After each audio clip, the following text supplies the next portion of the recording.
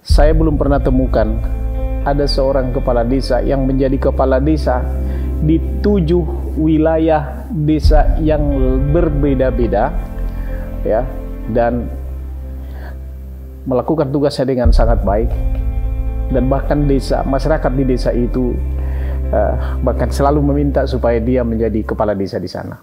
Saya kecewa sama Tuhan. Saya kecewa sama Allah, Pak. Saya itu ranking 40, Pak. 40, Pak. 40 ya. Oke. Malah saya yakin bahwa saya itu pinter, cerdas gitu, Pak ya. Itu kan. Saya terkenal di SMA ini anak nakal, Pak. Anak nakal gitu. Benderanya anak nakal ya. Saya tuh gaul tuh bukan dengan anak kelas 1, Pak. Oke. Banyak-banyak dengan anak-anak kelas 3 di SMA, Pak. Jangan pilih si Ali. Kenapa? Saya tahu dapurnya.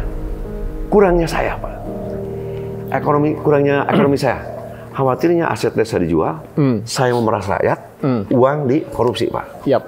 Itu adalah tantangan, Pak, bagi saya. Bahwa sosok Yadi yang lahir di Desa Dharma, daerah yang dikatakan agamis, Muslim semua, saya harus hidup adil, Pak. Oke.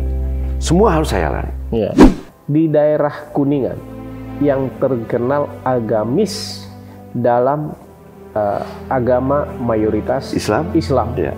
Tetapi ada desa Pancasila, istilah Kelurahan Pancasila. Ini Kelurahan Pancasila ini apakah istilah yang Anda buat atau istilah yang sudah ada sebelum Anda ke sana?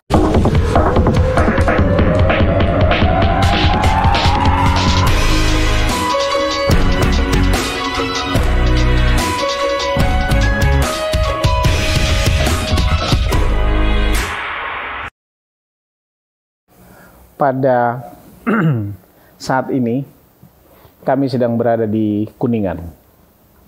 Satu hari ini saya bersama-sama dengan seorang kepala desa yang super spesial, Pak Kuyadi. Oke, Pak Kuyadi. Beliau ada di hadapan saya sekarang. Saya agak takut ini melihat Pak Kepala Desa kita ini. Luar biasa. Nah, saya berharap ini kawan-kawan di Kuningan dan sekitarnya khususnya ya akan melihat orang dari tempat Anda adalah orang yang luar biasa. Amin. Pak Kuyadi, tolong deh aku mau dapat informasi dulu.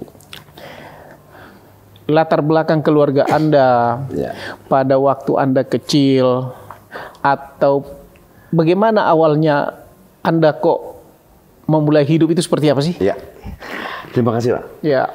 Ini satu kehormatan bagi saya ketemu dengan Pak Lim yang levelnya mungkin di atas yang lain, begitu ya. Dengan bangga, Pak Lim ini adalah bisa dikatakan tertulis di negara Republik Indonesia, begitu, Pak. Dan ini satu kehormatan yang luar biasa, dan ini mungkin anugerah dari Tuhan Yang Maha Kuasa atas dedikasi loyalitas kami dalam memberikan pelayanan pada masyarakat. Dan ini adalah satu penghormatan betul-betul yang saya nikmati bisa ketemu dengan Pak Lim, orang yang luar biasa. Amin. Jadi kami ini perkenalkan, saya Yadi Juharyadi, S3, Pak. S3 ya. SMP, SMA. SD, SMP, SMA. Oke, good. Tapi dengan kerendahan pendidikan saya tidak membuat saya minder. Oke. Bahwa pendidikan itu hanya menambah, Pak. Fakta di lapangan itu yang penting itu adalah kegigihan, loyalitas, dedikasi, dan yang paling utama adalah jujur, disiplin dan jujur. Itu. Disiplin, jujur. Begitu, Pak. Saya berangkat dari satu keluarga tukang jahit, Pak. Tukang jahit, penjahit di Kuningan. Di Kuningan, di Desa Dharma, Pak. Desa Dharma. Ibu saya penjahit, bapak saya pun penjahit, Pak. Saya hidup dari keluarga yang pas-pasan. Dan alhamdulillah dari didikan orang tua kami yang begitu disiplin sekali, Pak. Saya bisa menikmati hasil dari kerasnya orang tua saya, tegasnya orang tua saya dalam mendidik anak. Di sana saya merintis, Pak. Saya mencari identitas di saya, Pak. Saat itu saya ingin menjadi sosok guru, Pak. Guru, pendidik begitu, Pendidik. Pak. Saya menangis ke bapak, ke ibu, tetap saya itu ingin sekolah di SPG, Pak. Oke. Nah, tapi ternyata Tuhan menakdirkan lain. Oke. Saat itu saya gagal masuk di salah satu lembaga pendidikan keguruan. Oke. Padahal saya nggak bodoh, Pak. Saat itu ranking saya itu kedua, Pak. Oke. Di SMP itu, Pak, ranking kedua. Ranking 1 masuk di SPG wajar, Pak, karena dia lebih pandai dari saya. Iya. Saya ranking 2, kok nggak masuk? Iya. Yang masuk ranking 3 dan ke belakang, Pak. Oke. Saya kecewa sama Tuhan. Oke. Saya kecewa sama Allah, Pak. Kenapa saya ranking kedua, tapi tidak masuk jadi guru, gitu, Pak. Nah, selama 3 bulan kecewa, saya tidak masuk sekolah. Saat itu saya meminta sama orang tua, saya mau masuk, saya mau jadi guru. Oke. Sosok yang saya anggap luar biasa guru itu, Pak. Oke. Masuk di masyarakat, kemudian mencerdaskan bangsa, Pak. Oke. Selama 3 bulan saya nganggur, ketemu dengan paman saya ditawari, masuk aja di SMA. Saya nggak niat. Level saya adalah orang sederhana. Oke. Yang hanya cukup jadi guru, kata saya. Oh. Kalau SMA itu orang-orang yang kaya atau menengah ke atas, Pak. Oh. Dari ranking 3, ranking kedua, kemudian saya ketemu paman saya, dipaksa saya harus masuk SMA. Oke. Saya masuk di SMA Kosgoro, SMA swasta. Yep. Yang saat itu SMA itu semua terpusat di ibu kota kabupaten, Pak. Oke. Dan bersyukurnya SMA Kosgoro itu bukan SMA yang dikatakan kelas bawah, Pak. Tapi kayaknya kelas kedua setelahnya negeri, begitu, Pak. Sekolah swasta di Kuningan. Selama saya sekolah di SMA, karena kecewa dengan kegagalan saya masuk di SPG, ranking pertama di semester pertama itu saya masih bisa bertahan. Di ranking 6, Pak. Nah, di ranking kedua, di semester kedua, itu ranking 19, Pak. Nah, naik kelas 2 bukan makin bagus, Pak. Saya makin parah. Di ranking 23. Semester kedua di kelas 2, saya ranking 30. Aneh ya, Pak ya? Kenapa? Karena saya sekolah bukan selera saya, Pak. Bukan keinginan saya, begitu, Pak ya. Yang tetap ingin menjadi guru. Bukankah dari SMA itu bisa ke sekolah lagi ke perguruan tinggi di STKIP atau apa gitu kan? Saya sudah menduga orang tua saya tidak akan bisa menyekolahkan saya dengan penghasilan hanya penjahit di kampung. Nah, naik kelas 3 semester pertama saya itu ranking 40, Pak. 40, Pak. 40 ya.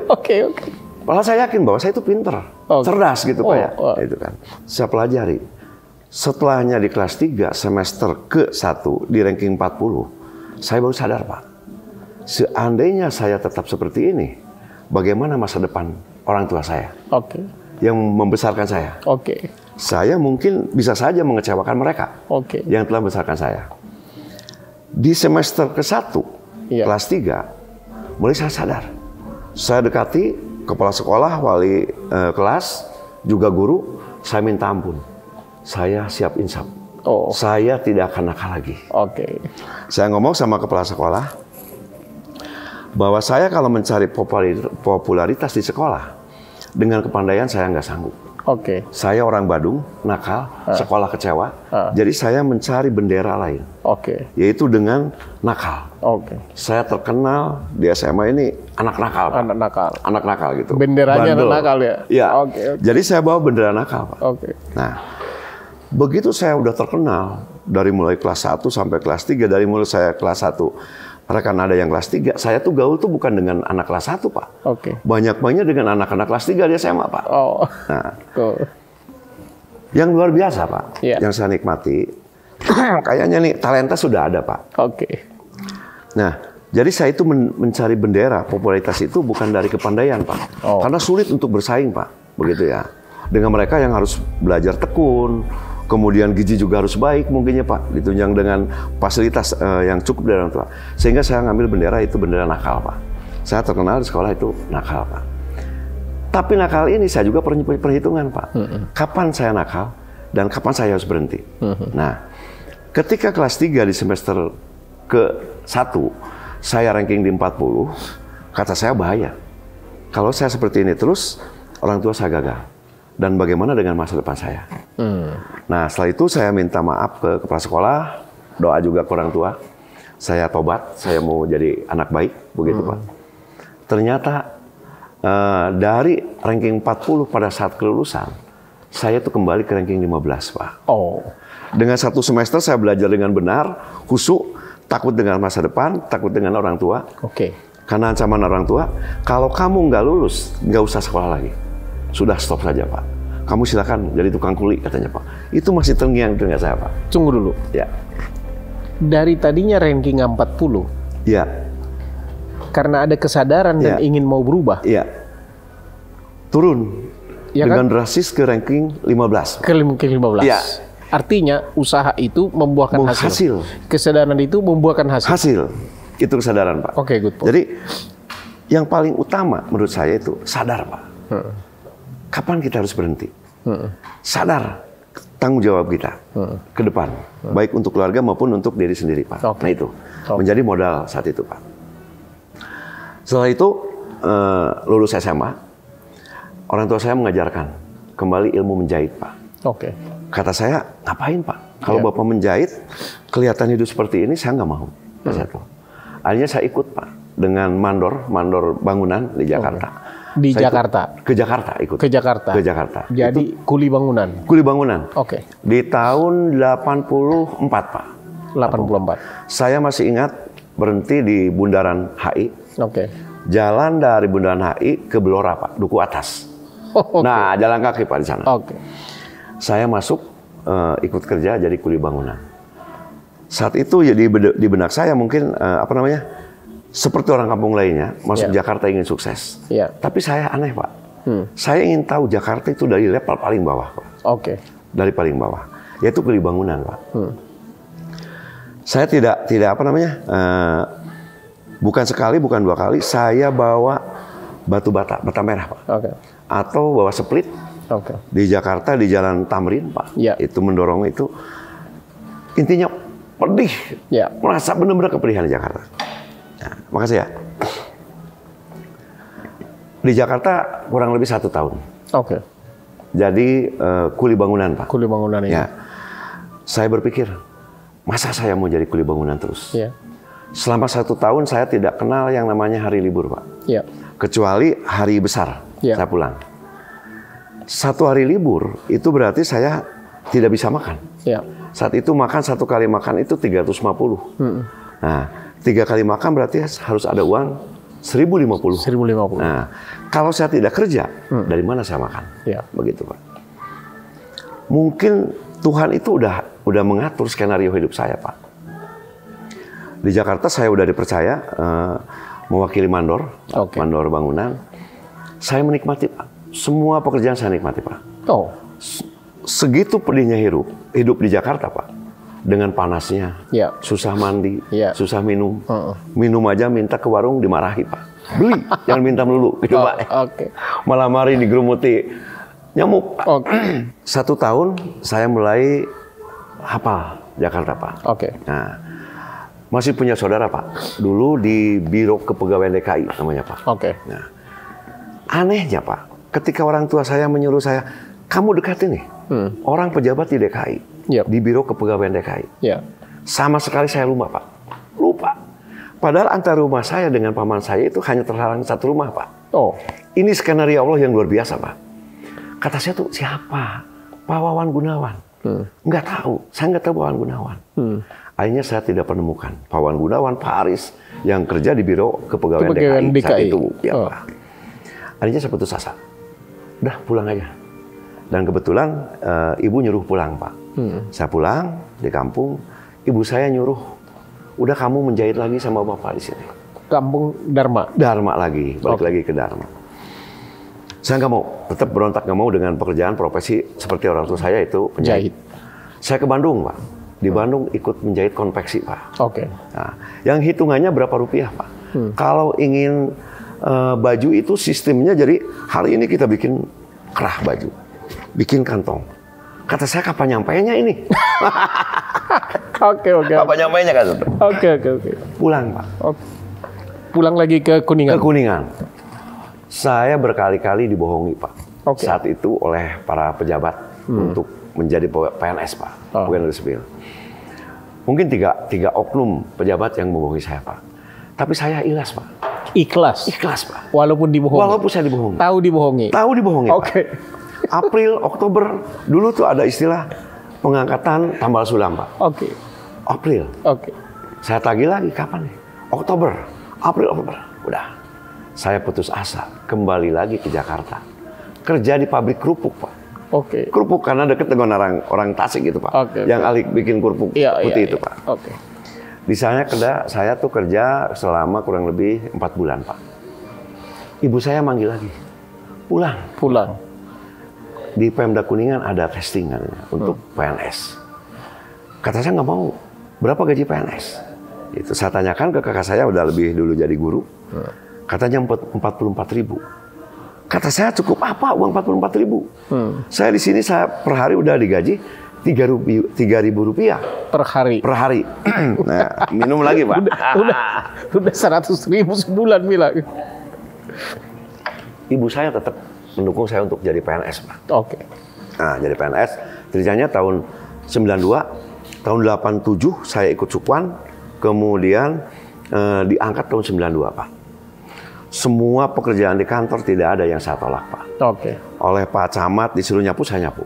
Oleh Pak Camat disuruh bikin sampul, bikin sampul. Nganterin surat. Saya betul-betul menikmati pekerjaan sebagai tenaga sukarelawan yang saat itu saya nikmati adalah ilmunya, Pak. Saya cari ilmunya, Pak. Ilmu pemerintahan. Sudah ada nggak pada saat itu? Oh, kamu dibayar segini sebulan? Nggak Tidak ada. Dari tahun 86 sampai 92 saya nggak digaji, Pak. 86 sampai 92, jadi tidak digaji. 6 tahun tidak digaji? Tidak digaji, Pak. Kerja saja? Kerja saja, Pak. Nggak nuntut juga? Nggak. Kata ibu saya, yang penting kamu pakai seragam. Kayak PNS, Pak. Aneh kan ya? Oke. Saya nikmati, Pak. Go. Gitu. Paling saya punya uang tuh ya. Kalau disuruh nganterin surat, Pak. Ini untuk bensin, ini untuk kamu. Udah segitu, Pak. Oke. Saat itu posisi saya udah punya anak, Pak. Sudah menikah. Sudah punya anak? 86 saya menikah. Jadi 2 tahun setelahnya tamat SMA saya menikah. Saya punya keyakinan bahwa rezeki itu, ya kalau kata orang Sunda mengatakan milik, Pak. Derajat milik gitu ya, rezeki. Kalau nggak dari saya, mudah-mudahan ada di sisi saya. Begitu, Pak. Ya. Saya kurang. Mudah-mudahan di sisi saya yang ada. Di sisi saya tidak ada, mudah-mudahan di anak saya. Sampai punya anak 3, saya masih status bukan pegawai tapi sukarelawan, Pak. Tapi tiap hari ke kantor? Tiap hari ke kantor. Pakai seragam? Pakai seragam. Udah gitu? Biasa. Dengan kesabaran, tahun 92 saya diangkat. Jadi CPNS. CPNS, calon pegawai negeri sipil. Sesudah 6 tahun? Ya. Dengan gaji 42.000, anak saya 3, Pak. Sudah 3 anak? Sudah 3 anak. Istri saya sama, guru. Lebih dulu dia jadi PNS, jadi guru. Dengan gaji sama juga, 42.000. Dan gaji istri saya itu udah rusak, Pak. Rusaknya kan, Pak? Yaitu perjuangan agar saya jadi PNS, Pak. Nah, open aja semuanya, Pak. Iya.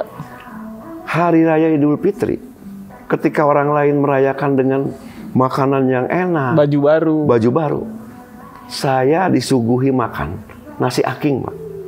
Nasi yang sudah kering, nasi yang udah basi, dijemur, dibersihkan lagi, dimakan, Pak.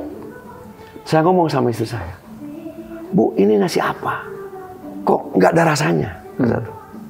Udah, Pak, makan aja dulu sampai kenyang. Nanti kalau udah kenyang, Ibu ngomong. Saya habisin. Telur itu 1 dibagi 2, Pak. Dengan istri saya.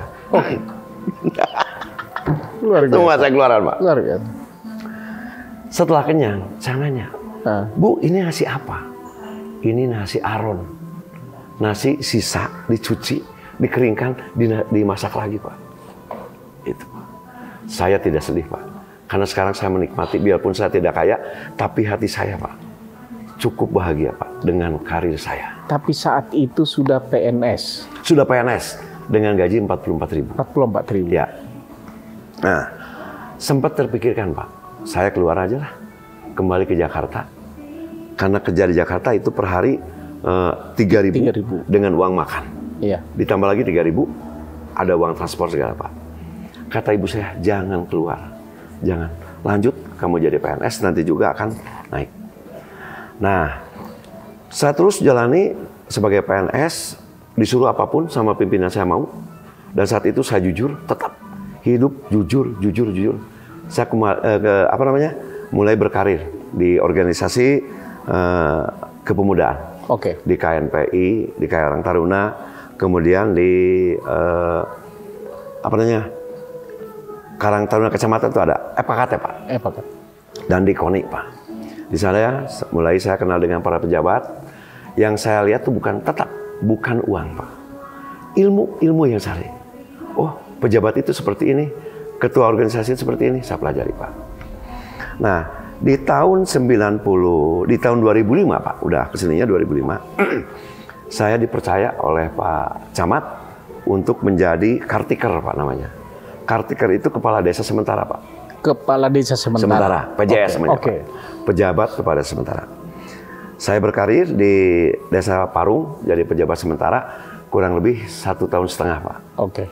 Dan saya ciptakan karena tugas pejabat sementara itu, pejabat kepala desa itu tugasnya adalah mencari calon kepala desa Pak. Oke. Nah, yang tadinya orang nggak mau menjadi kepala desa dengan gaji yang kecil, itu honor juga kecil, tapi saya bisa menghadirkan calon kepala desa 3 orang Pak.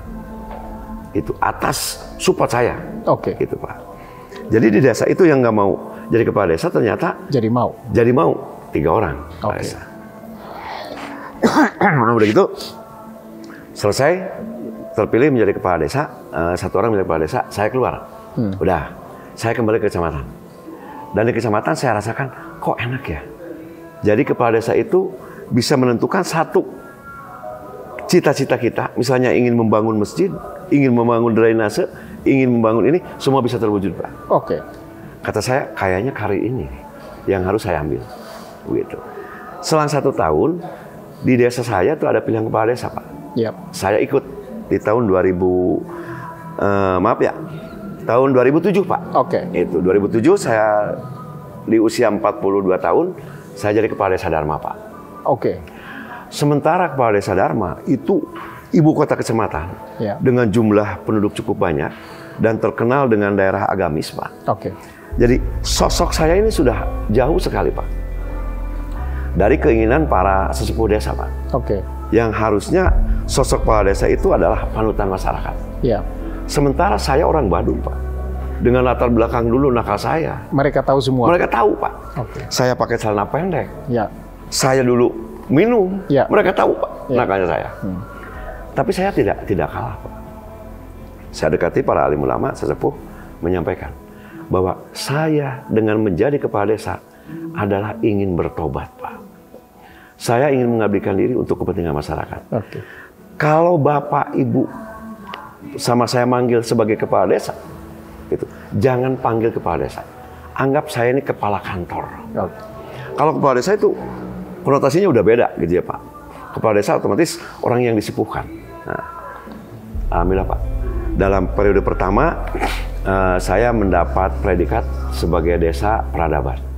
Saat itu mendapat bantuan dari Provinsi Jawa Barat, Pak Ahmad Heriawan, yang saat itu dana desa atau subsidi Pak, itu hanya 70 juta. Oke. Saya mendapat bantuan 1 miliar Pak. 1 miliar? 1 miliar Pak. Luar biasa sekali Pak. Saya nggak pernah mimpi punya uang 1 miliar. Ya. Apalagi mengelola Pak. Iya. Itu ya. Nah, kata saya ini adalah ujian. Oke. Kenapa ujian? Saya nakal, uang dibawa kabur 500 juta, saya udah bisa kaya Pak. Iya. Menjadi pemborong atau apa. Iya. Tapi saya tidak tertarik Pak. Saya lebih senang membantu masyarakat Pak. Oke. Dari 1 miliar ini, saya bagi menjadi 8 indikator Pak. Iya. Segmen ini semua saya bangun. Dari 1 miliar bukan berkurang Pak. Malah jadi 1,5 miliar Pak. Aneh kan? Setelah dihitung dari 1 miliar ini, ternyata menjadi 1,5 miliar. Bagaimana itu bisa jadi? Nah, saya alokasikan dana tersebut untuk bangunan milik masyarakat. Oke. Yaitu membangun masjid. Oke. Dengan uang 35 juta, sebagai stimulan, sebagai dana awal, ternyata masjid bisa dibangun senilai 600 juta, Pak. Oke. Swadaya, Pak. Itu hebat. Swadaya masyarakat. Hebat. Jadi kalau dihitung terakhir, antara 1 miliar ditambah dengan 600 juta, berarti 1,6 miliar, Pak. Nah, di sini, sehingga saat itu saya mendapat alhamdulillah ya, konon katanya, saya itu terbaik, Pak, pengelolaan keuangan yang 1 miliar. Siapa yang tidak tergiur, Pak? Ya. Ketika dana desa yang hanya 70 juta, ini 1 miliar, Pak. Berapa ratus lipat naiknya, Pak? Itu tadi karena berhasil Anda membangun desa itu menjadi desa beradab tadi ya? Peradaban. Desa peradaban. Ya. Padahal di desa itu tadinya Anda ini nggak diterima. Kurang diterima, Pak. Kurang diterima. Kurang percaya. Walaupun saya pemenang. Walaupun saya pemenang. Jadi masih curiga, wah, mau dibawa kemana desa kita? Dengan manusia seperti ini? Kalau orang seperti ini. Oke. Ada lagi yang lebih menyakitkan, Pak. Jangan pilih si Ali. Kenapa? Saya tahu dapurnya. Kurangnya saya, Pak. Kurangnya ekonomi saya. Khawatirnya aset desa dijual, saya memeras rakyat, uang dikorupsi, Pak. Yap. Itu adalah tantangan, Pak, bagi saya. Iya. Ke orang yang mengatakan itu, tidak saya musuhi, Pak. Iya. Malah saya dekati, Pak. Nih, saya dapat bantuan. Stop dulu sebentar. Guys, sering orang mengukur keberhasilan itu sebagai suatu pencapaian finansial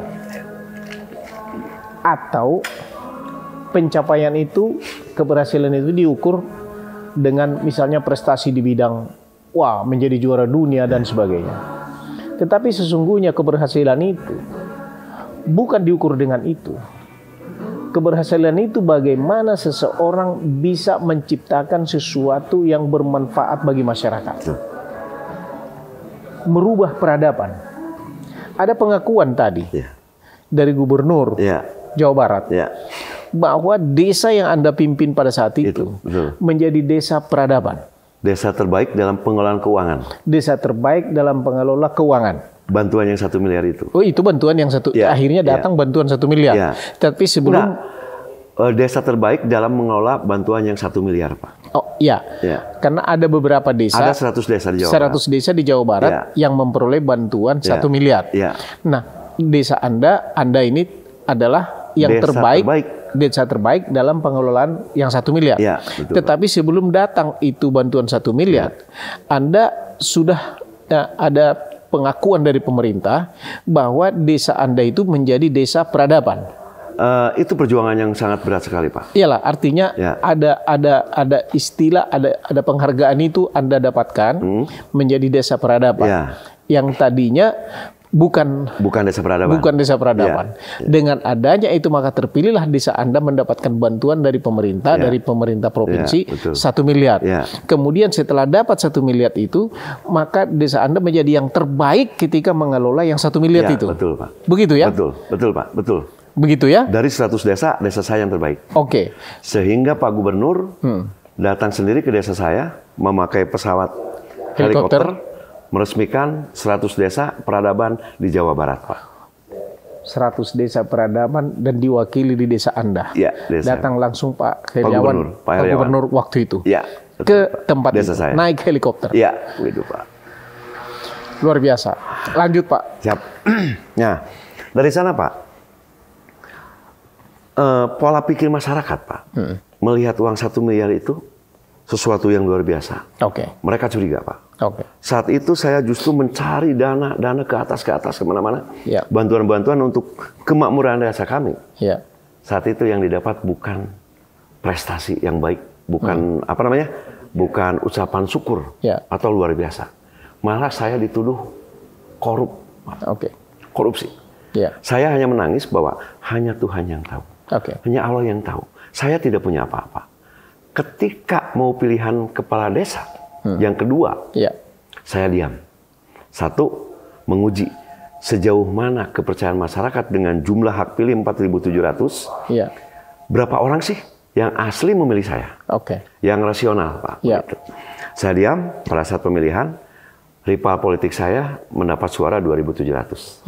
Dan saya yang diam saja ingin menguji, ingin tahu berapa sih suara asli tanpa kampanye. Ya. Nama saya diterpurukan dengan julukan banyak korupsi. Saya ingin tahu. Ternyata saya masih mendapat suara 2.000, Pak. Dapat 2.000. Masih 2.000. Artinya sesungguhnya rakyat itu punya penilaian yang jujur. Ya. Melihat siapa orang ini. Betul, Pak. Ya kan? Yang tidak Artinya Anda kan tidak kampanye untuk itu. Diam, sama sekali diam. Diam saja ya, kan? Diam di rumah. Anda mengukur. Ya. Ya kan? Luar biasa ini. Ini manajemen luar biasa ini. Padahal seorang Badung nih. Ya. Dan saya tahu, Pak, saya akan kalah. Ya. Saya akan kalah. Kenapa? Karena dengan hembusan, kalau sekarang tuh, wah gitu ya Pak ya. Ya. Saya pasti kalah. Ya. Tapi saya ingin tahu berapa orang yang rasional memilih saya. Begitu, kesuksesan saya. Ternyata saya kalah. Kekalahan tersebut membuat keluarga saya panik, Pak. Membuat keluarga saya kecewa. Kenapa kamu yang sudah begitu capek membangun desa, sampai desa mendapat penghormatan desa peradaban dari sekian ratus desa di Jawa Barat, kok kamu sampai seperti ini? Saya, istri boleh nangis, keluarga boleh nangis, tapi saya tidak, Pak, senyum. Kenapa senyum? Ini adalah obat atau ini adalah satu pembelajaran buat saya. Oh, begitu, tunggu dulu. Ada satu hal yang ini rangkaian hal-hal yang luar biasa ini menurut saya. Dalam keadaan Anda dihujat, saya masih berdiri, Pak. Anda terpuruk, dan Anda juga akhirnya tidak terpilih. Ya. Begitu ya? Begini, Pak. Nama rusak. Psikologi yang saya rasakan, Pak. Satu, rasa malu, Pak. Bahwa, oh betul, saya itu sudah tidak diterima oleh masyarakat. Ya. Yang kedua, sektor ekonomi. Ya. Ketika saya jadi kepala desa, saya tidak menyimpan harta apapun, Pak. Oke. Tidak beli emas 10 gram pun tidak, Pak. Ya. Istri saya kayak cowok, Pak, nggak punya apa-apa. Ya. Dan yang ketiga, saya kehilangan jabatan. Ya. Itu membuat saya terpuruk. Ya. Dan saat itu saya betul-betul merasa orang yang paling hina, Pak. Ya. Tapi rasa hina itu hanya di hati saya. Ya. Tidak saya tampakkan pada masyarakat. Okay. Saya masih tetap orang yang optimis dengan masa depan. Dalam keadaan seperti itu, ada rasa optimisme yang tinggi. Tetap. Kita buktikan bahwa saya itu jujur. Saya itu lurus, Pak. Yakin. Akan ada yang lebih bagus. Bahkan mereka akan menyesal, kata saya. Ke masyarakat tuh. Anda akan menyesal. Ya. Anda tidak akan ketemu lagi kepada yang seperti saya. Artinya dedikasi dan loyalitas, tanggung jawab, maupun rasa welas asih gitu ke rakyat, tidak akan temukan lagi. Saya berhenti, selama 6 tahun, saya mencari ilmu, dan alhamdulillah oleh Pak Bupati saya diperintah menjadi lurah, Pak, di Kelurahan Citangtu, yang jaraknya 14 km dari desa saya, Pak. Yang tadinya kepala desa, sekarang malah diangkat oleh Bupati menjadi lurah. Nah, ini penilaian yang berseberangan, Pak. Ini kontradiktif ya? Ya. Kata Bupati, aneh. Kamu tuh kerja bagus. Tapi kenapa tidak dipilih lagi oleh masyarakat? Saya nggak bisa komen. Ini kenyataan. Satu, Pak. Saya buktikan. Siap. Saya menjadi lurah. Tidak meminta lurah yang sudah maju. Saya minta satu kelurahan yang paling tertinggal, Pak. Tunggu. Ini hal yang aneh. Spesial lagi. Meminta satu jadi daerah yang tertinggal. Yang paling tertinggal. Di antara kelurahan yang ada di Kuningan. Di antara kelurahan yang ada di Kuningan. Kenapa Anda meminta itu? Saya ingin membuktikan bahwa saya itu bisa merubah dari yang kurang baik menjadi baik. Artinya Anda menciptakan tantangan sendiri. Betul, Pak. Ya kan? Betul, Pak. Anda mencari tantangan sendiri dengan tujuan mau membuktikan siapa Anda yang sebenarnya. Saya yang sebenarnya siapa? Begitu, saya mampu membangun desa begitu. Menarik. Go. Nah, udah gitu. Selama di Kelurahan Citangtu, Pak, saya itu betul-betul mengabdi sangat beda dengan lurah yang ada di kota-kota, Pak. Lurah itu hanya bekerja dari jam 7 sampai jam 4 atau jam 3 sore. Kalau saya udah janji ke masyarakat, jam berapapun Anda butuh sama saya, telepon saya tidak pernah diganti, tidak pernah dimatikan. 24 jam untuk masyarakat. Untuk masyarakat. Jam berapapun ketika Anda butuh saya, silakan telepon saya. Dan biarpun saya bukan orang pribumi dari Kelurahan Citang itu saya orang Dharma, saya siap datang. Jam berapapun masyarakat membutuhkan saya hadir, Pak. Kadang saya pulang jam 2 malam, jam 1 malam. Kadang saya tidur di kelurahan, Pak. Melayani masyarakat ketika saya dibutuhkan oleh masyarakat. Luar biasa. Nah itu. Nah, ketika saya di Citantu, Pak, saya lihat ini ada beberapa potensi yang bisa diangkat. Yaitu ada potensi untuk para layang, Pak. Saya bikinkan objek wisata para layang. Saat itu kurang lebih 1 miliar lagi, Pak. Yang dikelola oleh pihak ketiga, tidak melalui oleh desa gitu, Pak. Beda. Kemudian saya pelajari, Pak. Seperti tadi yang saya katakan bahwa Citantu ini adalah satu kelurahan yang tertinggal di antara kelurahan yang ada di Kabupaten Kuningan. Nah, saya pelajari ini kenapa bisa terbelakang, kenapa bisa tertinggal dari yang lain. Salah satunya adalah akses jalan, Pak. Nah, saya mencoba merintis, Pak, mengusulkan kepada Pak Bupati untuk dibikinkan jembatan, Pak. Karena Citantu ini terpisah dari kota Kuningan, yaitu oleh Sungai Cisanggarung, Pak. Yang kedalamannya itu sampai 40 meter, Pak. Dan terbentang kurang lebih sekitar 70 meter, Pak. Saya rencanakan, saya usulkan ke Pak Bupati, saat itu Pak Angami Suganda, Pak. Ternyata direspon, Pak. Direspon karena saya terlalu lama, anggaran tersebut tidak turun juga, saya dipindahkan lagi oleh Pak Bupati ke Kelurahan Cigugur, Pak. Ini sekarang jadi kelurahan ketiga nih? Keempat, Pak. Keempat. Parung, Dharma, Citantu, Cigugur. Yang keempat. Yang keempat. Jadi ini beda-beda kecamatan ini ya? Beda-beda desa, beda-beda kecamatan. Desa, beda kecamatan. Good. Nah, Cigugur saya tuh tahu, Pak. Kalau Cigugur itu adalah desa Pancasila, Pak. Desa Pancasila. Tunggu dulu. Tunggu dulu, Pak. Stop dulu, Pak. Desa Pancasila. Ini yang menarik, saudara. Ya. Di daerah Kuningan yang terkenal agamis dalam agama mayoritas Islam. Tetapi ada desa Pancasila. Istilah Kelurahan Pancasila. Ini Kelurahan Pancasila ini apakah istilah yang Anda buat atau istilah yang sudah ada sebelum Anda ke sana? Sebelum saya ke sana itu udah mendapat julukan dan disetting bahwa di kelurahan ini semua agama diperbolehkan, Pak, dan hidup rukun, Pak. Semua agama diperbolehkan, hidup rukun. Anda masuk di sana. Apa yang menarik? Nah, yang menarik bagi saya, Pak, secara pribadi keluarga saya itu banyaknya kiai, Pak. Kiai. Tokoh agama. Dan desa saya itu 100% Muslim, Pak. Muslim, Desa saya kalau mendengar Cigugur itu udah beda, Pak. Udah beda penilaiannya bahwa agama Islamnya kurang. Kalau mendengar desa Cigugur begitu, Pak. Nah, Kelurahan Cigugur, Pak.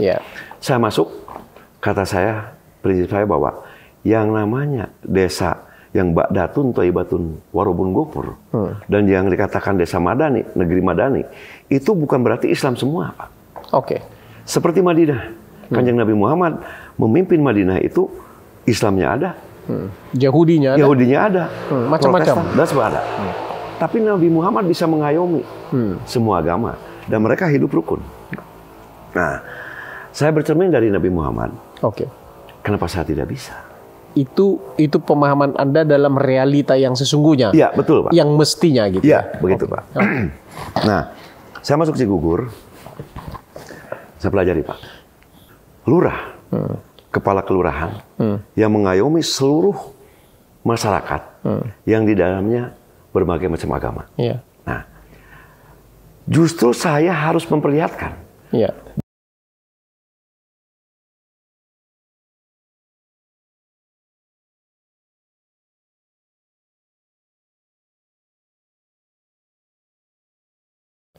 Sehingga saya tidak jarang, Pak, diundang hadir di acara pernikahan orang Katolik, hadir di pernikahan orang Kristen, di penghayat, apalagi di Muslim.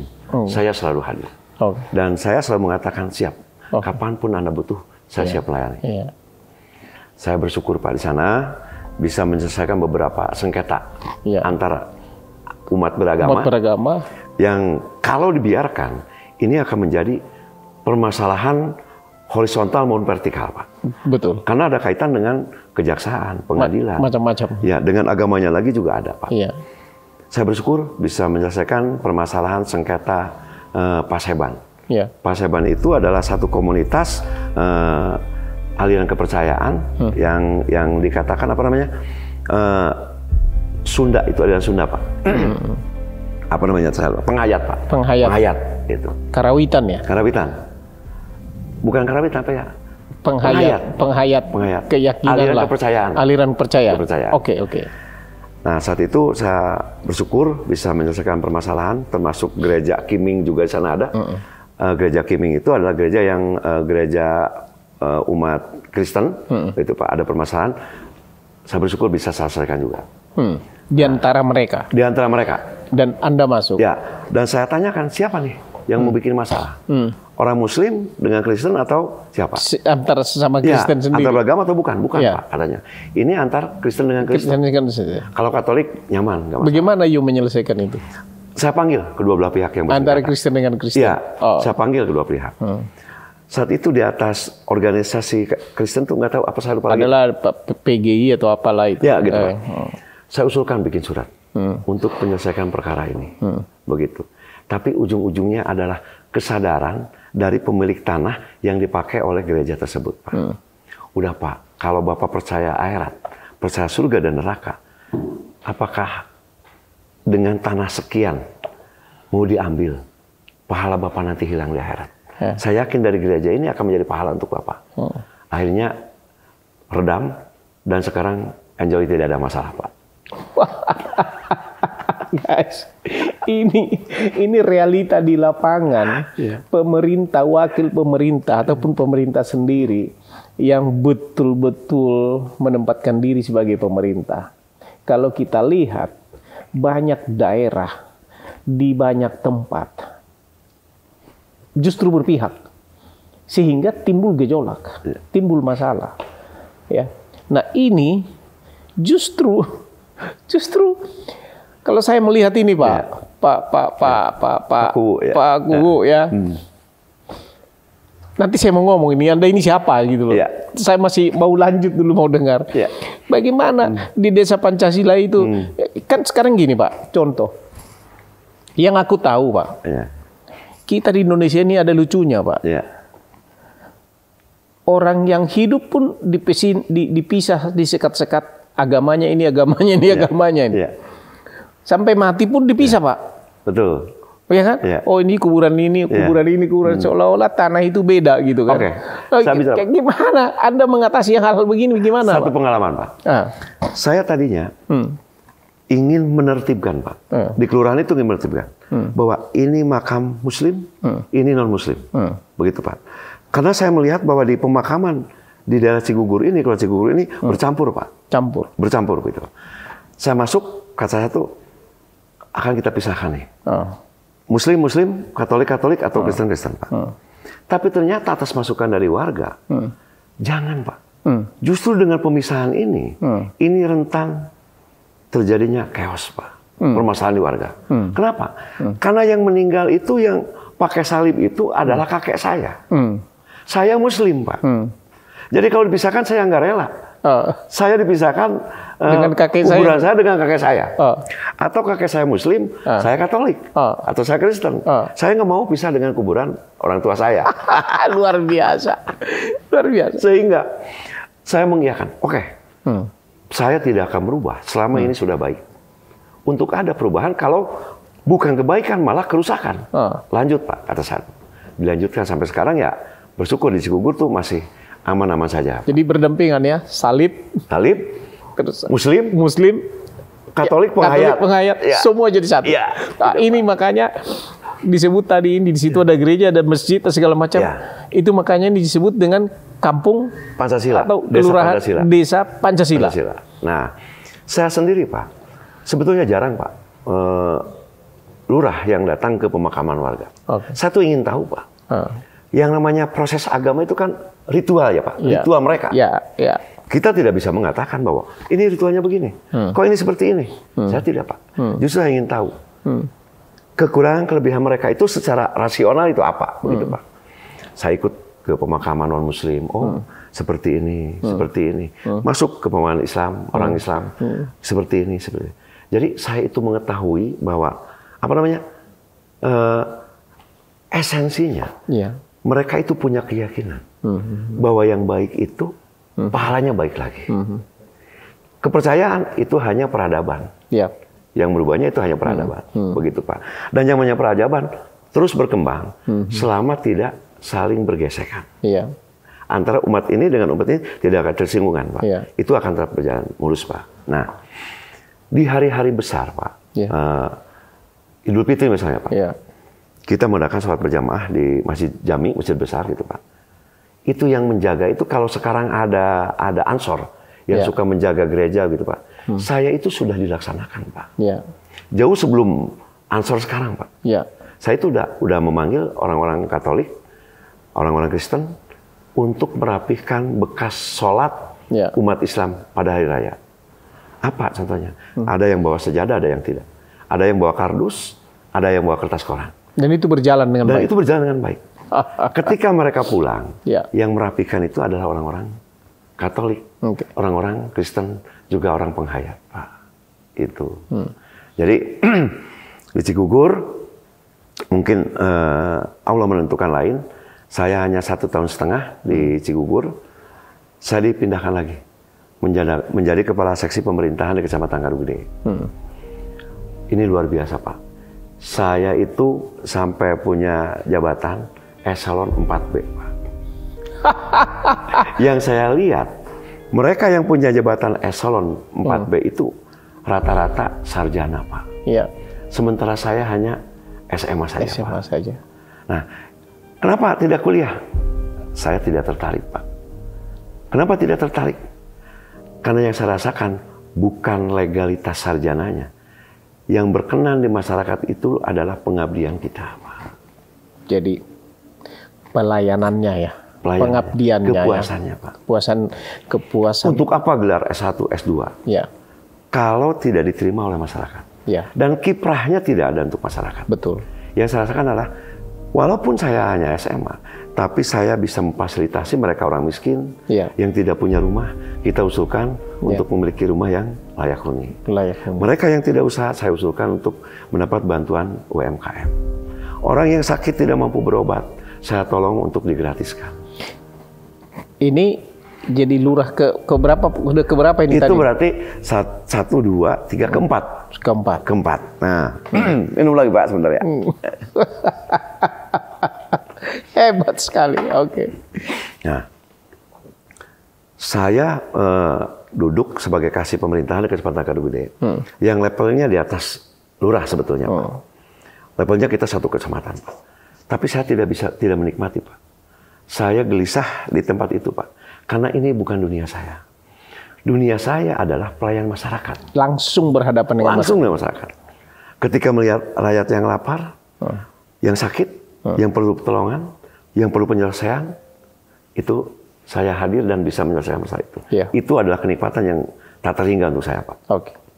Nah, ketika di Kecamatan Kadugede, musim lagi pemilihan kepala desa massal. Nah, sebelum pemilihan itu ada masa jabatan yang kekosongan kembali oleh Pak Bupati. Saya dipercaya menjadi pejabat sementara kepala desa Babatan. Di desa Babatan 1 tahun lagi, Pak, kurang lebih. Kepala desa lagi. Gitu.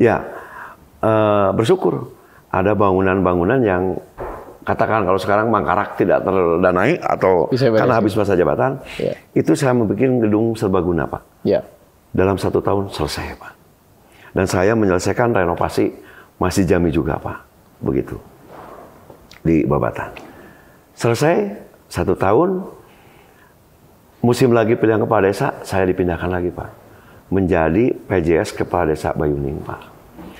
Nah, Desa Bayuning ini adalah satu desa yang bisa dikatakan peradabannya tinggi, Pak. IPM-nya tinggi, Pak. Di sana itu hampir 60% pegawai negeri, Pak. 60% penduduknya pegawai negeri, Pak. Di sana ada warga yang eselon 2, Pak. Kepala dinas banyak, Pak. Saya mulai agak tidak pede gitu, Pak. Takut gitu, Pak. Kata Pak Camat, insya Allah Pak Sekmat nggak mau, wayahna Pak Kuwu yang sudah berkali-kali menjadi kepala desa. Saya yakin Pak Kuwu mau. Kata saya, siap.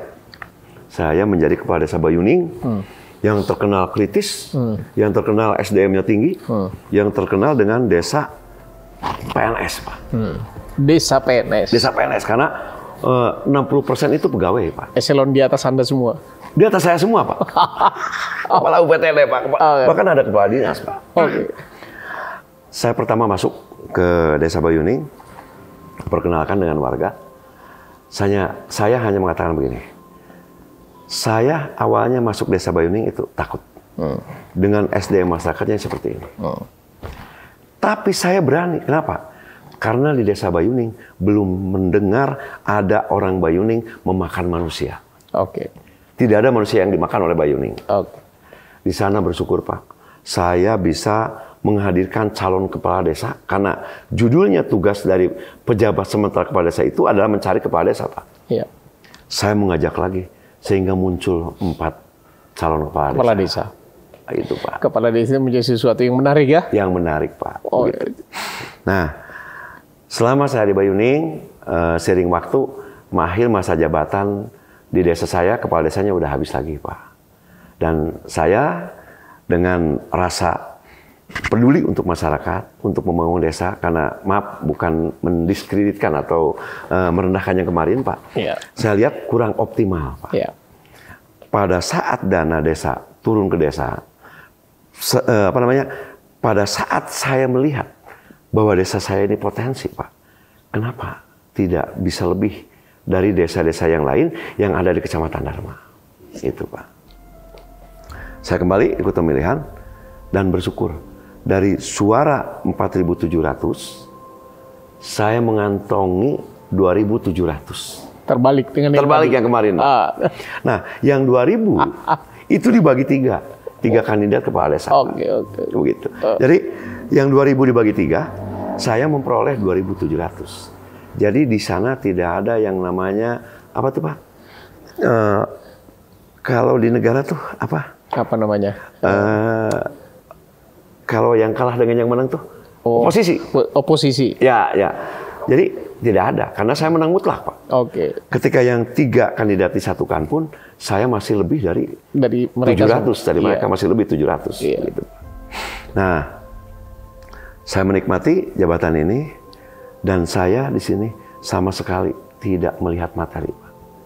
Yang saya lihat adalah apa yang dibutuhkan oleh masyarakat, saya bisa memenuhinya. Apa yang saat ini tidak teratur, harus teratur. 4 bulan, saya mengadakan perubahan total, Pak. Perangkat desa yang kurang optimal, yang kurang kurang bagus di mata masyarakat, saya ganti, Pak. Padahal undang-undang pemerintah desa itu sangat berat sekali, tidak boleh mengganti perangkat desa. Dengan modal dan bukti fakta keluhan dari masyarakat, saya sodorkan bahwa untuk apa pemerintah mengeluarkan gaji untuk perangkat ini yang tidak potensi. Berani melakukan ini. Untuk perubahan. Demi desa saya ke depan. Luar biasa. Dan ambil risiko. Itu. Ditegur nggak sama Bupati? Lelah sekali, Pak. Tapi saya punya keyakinan bahwa saya memberitakan mereka itu bukan dolim. Saya memberitakan mereka itu bukan dendam. Bahkan ada satu perangkat rival politik saya yang tetap bekerja sama dengan saya menjadi kepala seksi, Pak. Tidak saya hentikan. Padahal dulu rival politik, Pak. Begitu. Menarik. Nah, sama tanpa dia, Anda tidak usah takut. Anda tidak usah ragu dengan saya. Selama Anda berintegrasi dengan saya untuk membangun desa Dharma yang lebih baik, Anda tidak usah takut. Pasti akan saya bawa. Begitu, Pak. Nah, konsekuensi dari memberhentikan 7 orang perangkat itu, Pak, harus ditebus, Pak. Yaitu dengan memberikan penghidupan setelah selesai dari perangkat. Saya bayar mereka, Pak. 75 juta, Pak. BPD, tokoh masyarakat yang lain pada ngomong, Pak Kuwu, ini uang dari mana, Pak Kuwu? Apa Pak Kuwu tidak sayang dengan uang 75 juta ini? Saya mengatakan, jangankan 75 juta, 100 juta saya bayar untuk pembangunan desa Dharma ke depan. yang lebih baik lagi. Karena saya nilai orang yang saya berhentikan itu kurang potensi. Saya ganti dengan sarjana, Pak. Kalau para kepala desa yang lain punya staf sarjana itu takut, Pak. Karena mereka itu banyaknya yang SMA. Yeah. Kalau kepala desa SMA, stafnya atau anak buahnya sarjana itu ketakutan. Saya tidak. Malah saya punya staf sarjana itu 4, Pak. Sarjana.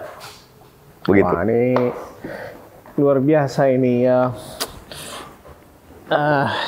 Nggak cukup sebenarnya waktu untuk berbicara sama Anda ini. Nah, tapi begini. Dari sarjana itu, Pak, saya yakin bahwa ijazah itu bukan menambah ilmu, Pak. Hanya bukti Anda pernah sekolah. Ya. Begitu. Dan saya ada masa berhentinya. Dan Anda adalah generasi berikutnya. Ketika kepala desa yang hanya SMA, nanti Anda kepala desa dan sarjana. Begitu. Dalam 4 bulan, dari desa maju, saya menjadi desa mandiri, Pak. Dari desa maju menjadi desa mandiri. Begitu. Ada desa berkembang, maju, yang tertinggi itu mandiri, Pak. Itu yang tertinggi. Ya, sebenarnya itulah pencapaian seorang kepala desa yang paling tinggi. Ya, untuk sekarang, Pak. Ya, itulah. Ya. Tadi waktu you minta satu kelurahan yang paling terpuruk itu naik, Pak. Naik, Pak. Dengan akses jalan sekarang ternyata ketika saya udah jadi lurah Cigugur, program saya membuat jembatan itu direalisasi, Pak. Itu sudah jadi kelurahan atau desa keberapa itu? Ini yang terakhir you cerita. Yang terakhir sekarang? Yang menjadi desa mandiri itu tadi. Yang ke-7 sekarang, Pak. Jadi saya kembali ke sekarang ke-7. Yang ke-7, Pak. Mungkin ada orang yang mengatakan, tidak mungkin Pak Kuyadi mau terus jadi kepala desa, Pak. Kalau tidak ada apa-apanya. Saya tidak punya apa-apa. Tanah saya hanya punya rumah aja, Pak. Tunggu dulu, Pak. Nanti saya masuk ke situ. Aku tahu, aku banyak, karena saya suka bepergian. Ya. Banyak teman di beberapa daerah. Ya. Yang saya tahu kepala-kepala desa itu, ataupun lurah itu, ada paling tidak punya istri 1-2 gitu. Oh, enggak, Pak. Tapi aku dengar, ini kan 7 desa, Pak. 7 desa, ya kan? Kalau 1 desa, 1 tambah 1 desa tambahnya jadi 8. Enggak. Gimana? Enggak. Maaf, Pak. Ya. Tetap untuk menjaga keharmonisan keluarga. Dan saya punya anak. Untuk apa sih, Pak? Untuk apa? Piada kan berhak untuk 4 istri. Saya sepertinya konsep itu nggak masuk, Pak, untuk saya. Jangankan 4. 1 pun sudah kerepotan. Begitu, Pak. Jadi memang tidak ada niatan. Ya. 3, Pak. Kalau mau punya istri 1, 2, 3, atau 4, itu ilmunya 3, Pak. 3 ilmu. 1 orang yang berilmu. Yang kedua orang kaya. Orang berilmu tidak mungkin punya istri 3 atau 4 kalau tidak punya ilmunya. Saya tidak punya ilmu itu, Pak, untuk merukungkan mereka. Dari 7 periode Anda menjadi lurah, menjadi kepala desa, sudah berapa harta yang Anda kumpulkan? Maaf, Pak. Ketika saya punya uang lebih, ada di rekening 1 juta, itu saya udah merasa orang terkaya di dunia, Pak. Oke. Ngerti ya, Pak, maksudnya, Pak? Enggak. Saya punya tabungan 1 juta di rekening, saya udah merasa jadi orang kaya, Pak. Oke. Karena, oke. Saya nggak pernah membayangkan masa depan saya seperti apa. Karena saya pun merangkak dari anak seorang tukang jahit, menjadi pejabat eselon 4B, menjadi kepala desa di 4 desa. Ini sudah luar biasa kenikmatannya, Pak. Dan ini adalah akhir dari karir saya, Pak. Saya sudah ngomong sama anak-anak, Pak, Bapak banyak yang nawari jadi anggota dewan. Saya tidak tertarik. Kenapa? Maaf, kalau saya punya mobil Fiat atau PW Kodok, sudah nikmat dan itu senang saya. Ketika ditawari Pajero pun nggak mau, karena sudah nikmat di sini. Ketika saya nikmat di kepala desa ditawari jadi anggota DPR, saya tidak mau, tetap milih di mobil PW Kodok. Jadi kalau menurut Anda sekarang, pencapaian Anda yang paling menurut Anda paling Anda hargai pada saat kapan? Maksudnya riwayat hidup saya atau? Iya, artinya Anda kan ini di beberapa kelurahan nih. Ya.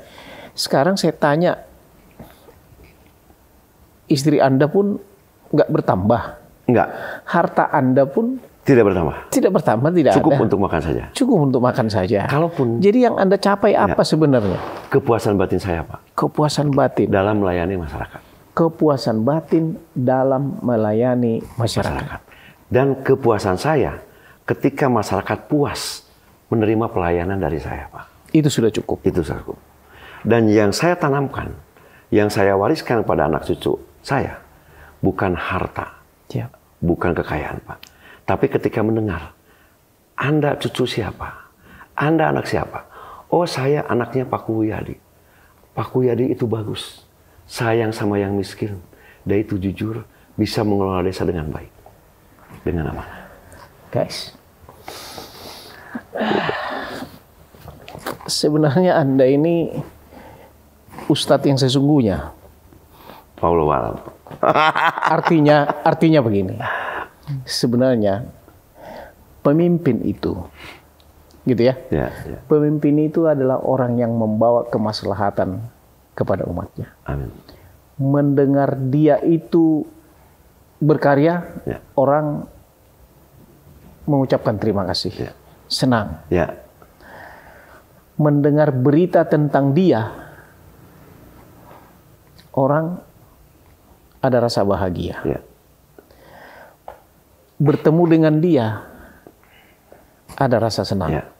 Ya. Aku ikutin, Pak. Satu hari ini kita bersama-sama, Pak. Mendengar berita tentang dia, orang bersyukur. Itulah tadi cita-cita Anda. Itulah yang makanya saya katakan. Sebenarnya pemimpin rohani, pemimpin yang melayani.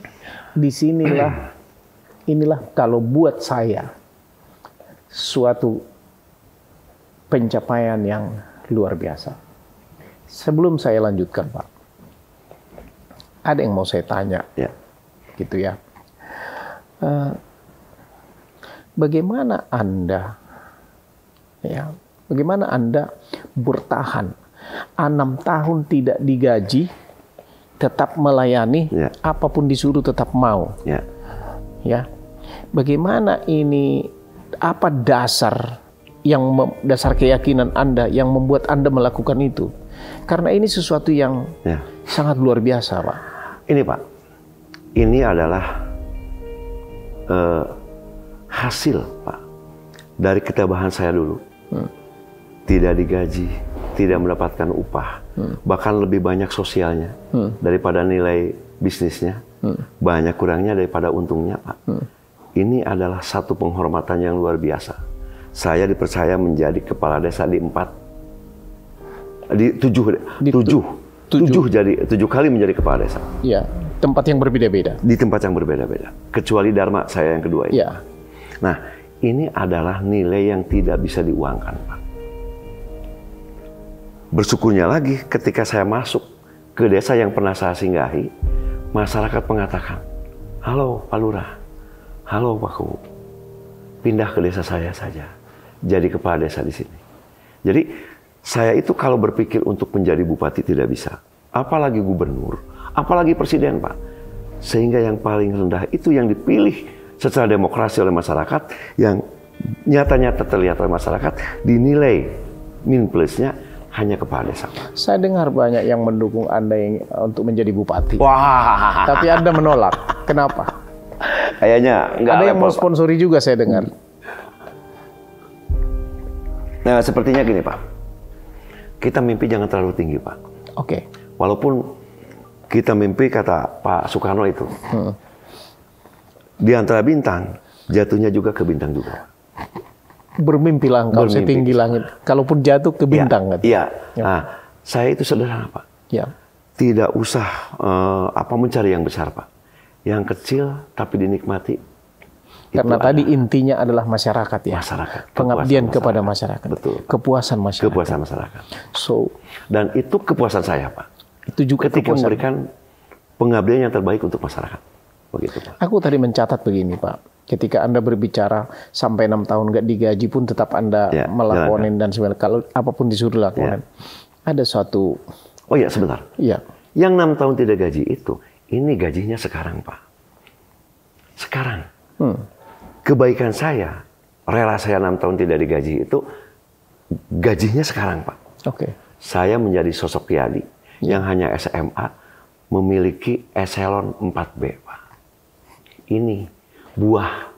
Supaya netizen mengerti, eselon M4B itu apa sih sebenarnya? Eselon 4B itu adalah eselon kedua dari bawah. Eselon itu kan ada eselon 4B, 4A, 3B, 3A, 2B, 2A Pak. Itu 2A itu di sekdis kayak gitu Pak. Atau di setda kayak gitu Pak. Jadi eselon itu setingkatnya dengan kepala seksi Pak. Ya, jadi kalau ke eselon 4 di eselon 4 itu di seksi Pak, kepala seksi. Kepala seksi ya. Kalau saya ke 4B itu di kabid atau 3B itu di kabid Pak gitu posisinya. Ya. Jadi itu sudah pencapaian tersendiri ya. Iya, begitu Pak. Luar biasa. Dan jarang dimiliki oleh mereka yang hanya berijazah SMA Pak. Jarang Pak. Hampir tidak mungkin ya. Iya, begitu Pak. Nah, ada satu nilai yang saya lihat Pak. Ada seorang pemimpin agama yang luar biasa mengatakan, kalau Tuanmu menyuruh engkau berjalan 1 kilometer, berjalanlah bersama dia 2 kilometer. Dengan begitu engkau akan memperoleh kebijaksanaan. Ya. Saya melihat Anda melakukan ini. Ya kan? Ya. Bosnya suruh apa jalan. Ya. Tidak mengharapkan apa, melayani. Betul. Jadi Anda pemimpin yang melayani. Ya. Luar biasa. Saya tidak, kalau disuruh kerja Pak, saya tidak melihat dulu berapa sih upah saya. Tidak, Pak. Hasilnya apa gitu. Enggak Pak. Jadi saya itu kerja aja dulu Pak. Karena saya punya keyakinan. Karena orientasinya tadi ke masyarakat itu, kepuasan. Setelahnya kerja puas, ya. Pasti penilaiannya puas lagi. Gitu begitu Pak. Dengan sendirinya Pak. Dengan sendirinya ketika saya kerja udah maksimal, tanpa ada pamrih, di penghujung pasti ketemu Pak. Begitu ya. Dengan penghormatan. Apa nggak pernah terpikir, ini ada duit 1 miliar, gue sedikit gue ambil dulu untuk kehidupan keluarga saya, beli aset kita dulu, investasi dulu, ini ya nanti bikinlah ini itu. Nggak pernah kepikir gitu Pak? Nggak pernah mau melakukan itu? Tidak ada Pak. Nggak ada ya? Yang saya khawatirkan apa? Sebagus apapun kita berbuat jelek akan ketahuan Pak. Yang saya khawatirkan ketika anak cucu saya nanti mendengar kalimat bapaknya dulu korupsi. Itu yang saya tidak mau Pak. Itu yang saya jaga Pak. Jadi Anda punya, you are very strong. Pondasi pijakan pelayanan Anda itu luar biasa. Ya. So, saya kalau dalam istilah saya Pak, tadi saya katakan sebelum saya mengambil kesimpulan, saya mau katakan dulu khususnya kepada anak-anak muda yang sedang kesulitan di seluruh Indonesia. Secara khusus sekarang di Tasikmalaya. Beliau ini di Kuningan, Pak. Di Kuningan, bukan di Tasikmalaya, di Kuningan. Beliau ini adalah mungkin lurah di tempat Anda atau pernah lurah di tempat Anda karena dia 7 kali menjadi lurah kepala desa. Mungkin Anda pernah ketemu beliau ini.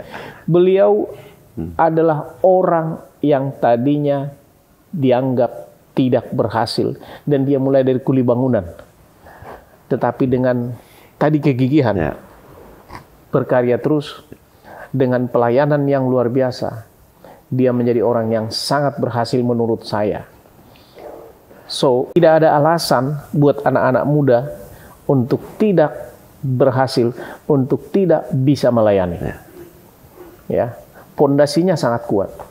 Dan akhirnya saya cek, akhirnya saya lihat apa yang beliau katakan itu sesuatu yang beyond, di atas sebenarnya, di atas dirinya. Dia melakukan itu semua untuk kemanusiaan. Dan tidak dipilih agama, Pak. Ya, itu. Atau kepercayaan. Itu ya, makanya beyond. Ya. Beyond, dia he lives beyond religion, he lives beyond himself. Dia hidup untuk masyarakat. Dan dia mencapai itu semua. Ingin melihat dia berbicara, bersalaman dengan dia, berbicara dengan dia, mendengar dia berbicara, ada ketenangan, ada damai di hatinya. Bahkan tadi cita-citanya mendengar namanya disebut orang pun, mungkin nanti satu saat, siapa? Pak Ku'uh. Saya tahu dia. Ada ketenangan, ada sukacita. Luar biasa, Pak. Terima kasih, Pak. Ya, yang membuat saya kaget, Pak. Makanya saya katakan, you live. Anda hidupnya di atas diri Anda. Bagaimana Anda tidak sama sekali punya harta? Ya, mestinya kalau bayangan saya 7 kali menjadi lurah, Pak. Paling tidak, Pak, bangsa 2-3 hektar tanahnya, duitnya bangsa setengah miliar paling tidak. Ya kan? Kayak apa itu? Udah hebat, ya kan? Ya. Tapi saya kaget, Pak, ketika Anda bilang kalau punya uang 1 juta di tabungan sudah merasa kaya raya. Luar biasa. Aku sebenarnya tadi ingin ikut ke rumah Anda. Cuman sayang waktu nggak bisa lagi. Luar biasa. Maaf, Pak. Kalau dari segi rumah, karena rumah itu adalah bagaimanapun saya perlu menjaga image masyarakat. Bahwa saya miskin, saya tidak mau, Pak. Tapi saya tidak kaya, Pak. Begitu. Saya punya rumah. Itu dari mulai pondasi, Pak, bikin besi. Saya sendiri yang merancang, Pak. Saya dengan istri kecuali pasang bata merah karena nggak kuat tenaganya, Pak. Itu saya nyuruh, Pak. Plafon saya bikin sendiri, Pak. Hebat. Luar biasa. Arsitekturnya pun saya sendiri, Pak. Kayaknya kalau Bapak ke rumah saya, insya Allah, Pak. Pak Ku'uh ini punya rumah hasil korupsi nggak? Tidak. Hebat. Untuk plafon rumah, Pak, ini lucu, Pak. Itu kan ada pameran pembangunan di setiap tahun di Kabupaten Gunung itu ada, Pak. Saya masih ingat, ruangan ini belum dikasih plafon. Saya ke Pak Camat, Pak Yadi tolong nih ditata, bikin stand pameran. Dan setiap kali saya bikin stand pameran selalu juara, Pak. Selalu terbaik. 3 kali juara stand pameran terbaik di Kabupaten Kuningan. Hebat. Itu saya yang bikin, Pak. Saya yang rancang. Nah, saya Pak Camat tuh nggak ngomong minta uang, Pak. Pak, tolong izinkan. Saya tidak minta uang. Tapi barang-barang bekas pameran, triplek dan plafon untuk saya. Oh ya, enggak. Saling menguntungkan, Pak. Pak Camat tidak mengeluarkan lagi uang, hanya untuk alat. Dan alatnya saya manfaatkan, Pak. Jadi kalau udah pembangunan itu kayu itu dibawa ke rumah semua, Pak. Saya pasang di plafon untuk atap rumah saya, Pak. Luar biasa. Pak, di Jakarta, saya banyak temukan. Tanya tukang dari mana? Dari Kuningan, Pak. Bahkan orang yang pernah bekerja di rumah saya untuk memperbaiki rumah, tukang gitu ya. Dari mana, Mas? Dari Kuningan. Ya kan? Susah, Pak. Aku lihat terus terang, bukan mau menjelekkan Kuningan. Akan tetapi mereka itu bekerja orang-orang yang sangat bekerja keras gitu ya. Dan banyak saya lihat mereka sepertinya merasa gagal. Apa pesan Anda kepada orang-orang yang sedang gagal gimana, Pak? Mereka merasa gagal dalam arti gagal tidak bisa sekolah, seperti dia merasa tidak punya masa depan karena kesulitan yang sedang dihadapi gitu. Anda kan sudah melewati itu. Apa pesan Anda kepada orang-orang yang seperti ini, khususnya mungkin dari Kuningan lah saya katakan dulu. Karena begini, Pak, saya mencoba menggali, Pak. Dari setiap daerah ini, Pak, saya kunjungi, Pak. Ya, ada dari Sumatera Utara, ada dari Pulau Nias, ada dari Pulau Enggano, ada ini menyusul nanti dari Manado, dari NTT, dari Kalimantan, seluruh Indonesia saya akan cari, Pak. Tujuan saya adalah untuk berbagi bagaimana caranya kita untuk maju, untuk sukses. Jadi apa pesan Anda kepada anak-anak muda? Orang mungkin baru hanya tamat SMA, nggak sanggup orang tuanya, sepertinya kehilangan harapan. Apa pesan Anda kepada mereka? Gini, Pak, pesan saya untuk mereka, Pak, yang sampai saat ini belum punya jati diri, Pak. Jangan berpikir atau kita menargetkan, saya harus jadi anu. Seperti saya tadi, Pak, menargetkan saya harus jadi guru.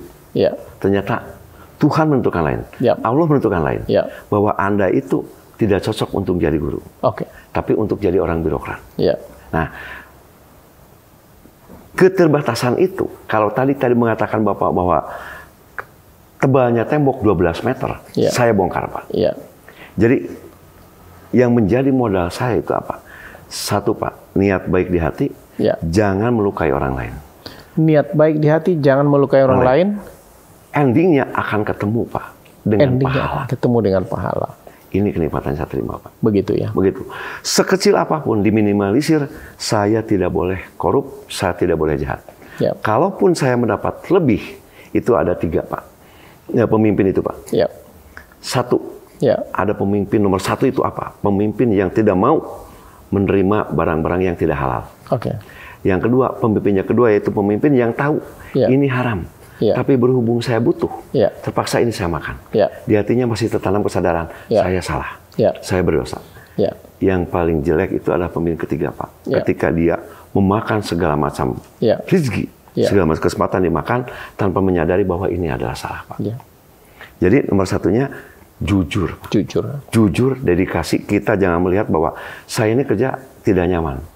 Semua dikerjakan dan insya Allah akhirnya itu akan ketemu, Pak, dengan jati diri kita. Dengan jati diri, ya. Luar biasa. Itu yang pertama. Yang kedua, sepanjang hari ini saya bersama-sama dengan Anda, belum pernah saya lihat orang yang Anda telepon menolak untuk bertemu dengan Anda. Gitu ya? Gitu ya? Nah, tentu itu tidak terjadi begitu saja. Tidak, Pak. Kan gitu kan? Nah, pesan Anda kepada kawan-kawan yang sepertinya memulai kehidupannya. Kalau tadi kan kesulitan, sekarang sudah mulai bergerak. Supaya orang lain bisa menghargai dirinya, ya kan? Seperti Anda ini, saya lihat setiap Anda telepon siapa. Nah, itu buat saya sesuatu yang nilai plus. Nah, supaya orang lain menghargai kita, apa pesan Anda? Itu terserah, Pak. Saya tidak butuh penilaian dari manusia, Pak. Artinya begini, yang jelas saya memberikan pengabdian saya ini semaksimal mungkin. Penilaian Anda puas atau tidak, itu terserah, Pak. Penilaian tidak usah dipinta. Mereka pun nanti keluar dengan sendiri. Nggak mungkin kita memuaskan semua orang gitu. Ya, itu aja. Mungkin Bapak tidak percaya, Pak. Saya dari pagi bersama Bapak seperti tidak melayani masyarakat, Pak. Hari ini saya menyalurkan beras 5 karung untuk orang yang tidak terbagi dari BLT, Pak. Itu adalah orang yang betul-betul ketika mendengar, Pak Kuwu, saya tidak mendapat bantuan. Monggo, di saya ada 5. Jadi sambil Anda bersama-sama dengan saya, dengan telepon membagi kepada orang. Nah, termasuk orang yang semestinya besok ke rumah sakit ngambil visum meninggal dunia. Kata saya, tidak usah. Nanti saya ambilkan. Sudah ada di mobil saya, Pak. Luar biasa. Begitu, Pak. Anda ini luar biasa. Mudah-mudahan ini sampai kepada para pimpinan kita. Pak Jokowi, kalau Anda punya tandem orang yang seperti ini, ya, tidak usah di semua desa di seluruh Indonesia, program Anda akan tercapai dengan semuanya, dengan luar biasa. Dan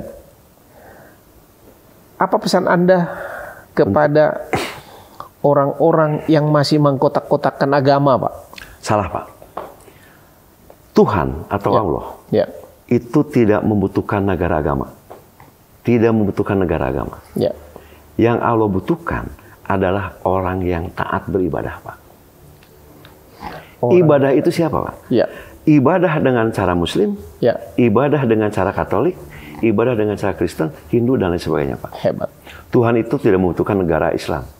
Tuhan tidak membutuhkan negara Katolik, Kristen, dan lain sebagainya. Begitu, Pak. Seperti itu, Pak. Jadi, saya tuh, apa namanya ya, melihat mereka adalah perbandingan untuk kita, Pak. Bukan musuh, Pak. Tapi perbandingan, Pak. Perbedaan itu kan katanya harus disyukuri, Pak. Betul. Seperti itu. Dan yang namanya surga itu bukan untuk orang ahli ibadah, Pak. Untuk orang yang tidak ahli ibadah pun sudah disiapkan surganya, Pak. Seperti apa, Pak Kuwu? Orang yang tidak beragama itu dikatakan apa namanya? Komunis atau apa ya, Pak? Ateis. Ateis, Pak. Ateis itu untuk apa? Ateis itu untuk orang yang diberikan pemahaman agama dari berbagai macam agama, tapi tidak percaya. Tapi ada lagi satu kelompok masyarakat yang tidak diperkenalkan dengan agama dan tidak ada yang menyampaikan agama ke kelompok orang itu sudah disiapkan surganya, Pak. Jadi surga itu bukan hanya orang untuk ahli ibadah. Jadi kalau bisa saya katakan, sebenarnya kita di Indonesia ini nggak perlu ada istilah toleransi. Kita mesti di atas toleransi itu. Tidak perlu? Nggak perlu ada toleransi. Kita mesti di atas toleransi. Karena toleransi itu sudah nggak penting. Betul. Karena kita sudah di atasnya toleransi. Betul, Pak. Ya toh? Itu. Ya kan? Itu hanya terkontaminasi oleh pemikiran-pemikiran dari, maaf ya Pak, ya, dari orang yang berpikiran cepat, Pak. Gitu ya. Itu. Luar biasa. Apa yang ingin Anda sampaikan untuk kepada orang-orang muda? Ya. Ya, ini sekarang pada orang-orang muda. Saya melihat obrolan kita tadi dan apa yang Anda sudah capai ini memberikan motivasi yang luar biasa kepada mereka-mereka yang seperti termarginalkan, merasa termarginalkan. Kemudian kepada orang yang sedang bekerja, apapun pekerjaannya, bahwa ternyata ya ada cara, tidak harus hitung-hitungan dan sebagainya. Betul. Yang penting melayani dulu, kan gitu kan.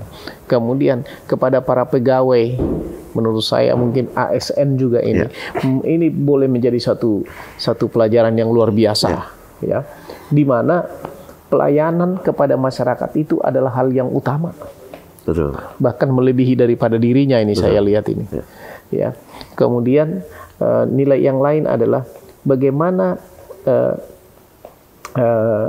dia bisa mempunyai fondasi yang sangat kokoh di dalam pelayanannya sehingga dia bisa mengutamakan orang lain. Nah, sekarang pesan saya, pertanyaan saya terakhir, Pak.